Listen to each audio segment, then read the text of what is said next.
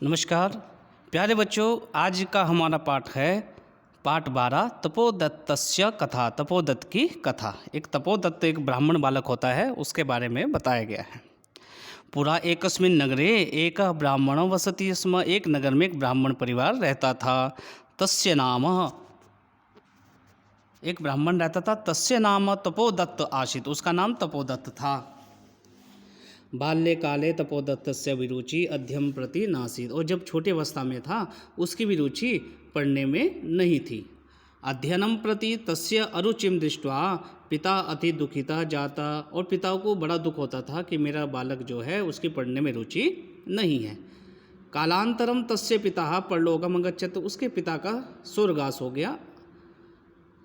सर्वे जनाः विद्याहीनस्य तपोदस्य उपेक्षाम अकुर्वन्। सभी लोग उसकी उपेक्षा करते थे, और क्योंकि वो विद्याहीन था और पढ़ने में कमज़ोर था, उसके लिए सब उपेक्षा का भाव रखते थे। अहम शिक्षिता न अस्मि अतः सर्वे जना मम उपेक्षा कुर्वन्ति इति विचिन्त्य। एक दिन उसने विचार किया कि मैं अशिक्षित हूँ और सब लोग मेरी मजाक उड़ाते हैं, मेरी उपेक्षा करते हैं। इति विचिन्त्य तपोदस्य गुरु समीपम न अगच्छत। ऐसा वो सोचकर वो गुरु के समीप नहीं गया, अपितु कहाँ गया? विद्या प्राप्तये गंगा तीरम गत्वा तपम आरंभत। गंगा नदी के किनारे जाकर उसने तप प्रारंभ कर दिया, तपस्या प्रारंभ कर दी। सह विप्राह मौनमेव स्थित्वा नदीधारां गुरु बिना ज्ञानम न भवति। गुरु बिना ज्ञानम न भवति अतः विद्या प्राप्तये तप व्यर्थम। देखो, बिना गुरु के कभी भी कोई ज्ञान नहीं होता है, तो तपस्या करने से कोई लाभ नहीं होता है। अतः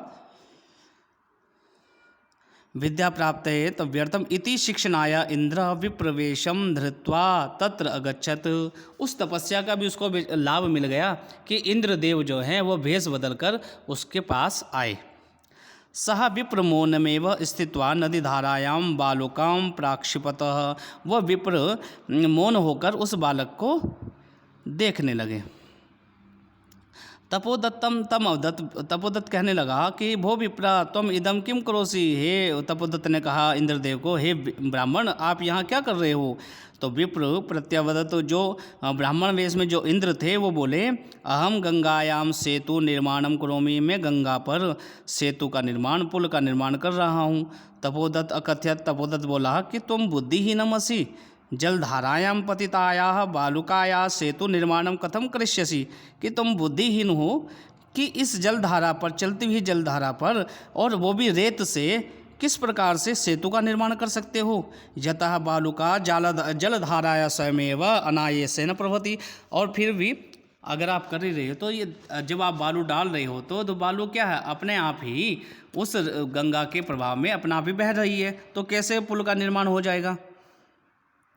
तदा विप्रम कथयत। विप्र बोला कि यथा धारायां बालुकाया सेतु निर्माणं भवितुम न शक्यते तथैव गुरुबिनं विद्या लुब्धम न शक्यते। उन्होंने कहा कि अगर इस बालू से पुल का निर्माण नहीं हो सकता है तो फिर बिना पढ़े हुए, बिना गुरु के समीप जाए विद्या का अभ्यास कैसे हो सकता है? गुरु के बिना ज्ञान कैसे हो सकता है? विप्रस्य वचनम सत्यमस्ति। इंद्र के, जो विप्र रूप में इंद्र थे, उनके वचन उसको सत्य लगे।